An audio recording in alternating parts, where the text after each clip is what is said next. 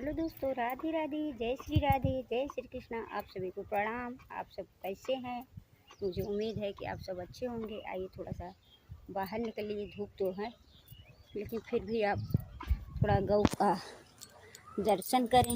ये हमारी गौ माता हैं, डेली आ जाती हैं, आवाज़ लगाती हैं। जैसे हम बाहर निकलते हैं ये इन्हें हम रोज़ भोग खिलाती हैं। दो दो गौ माता हैं। आइए आप भी गौ माता का दर्शन करें। बाहर बहुत धूप है इसलिए वीडियो बनाने में दिक्कत हो रही है। जय श्री राधे, जय श्री कृष्ण। धूप है। मैं गौ को रोटी खिला चुकी हूँ दोस्तों। अब मैं अपने कमरे में जाऊँगी। गौ माता इंतज़ार कर रही हैं खा पी कर के।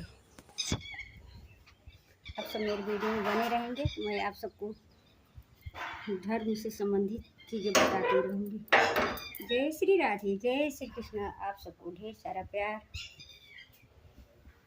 और शुभकामनाएं। जय श्री राधे। बाहर बहुत धूप था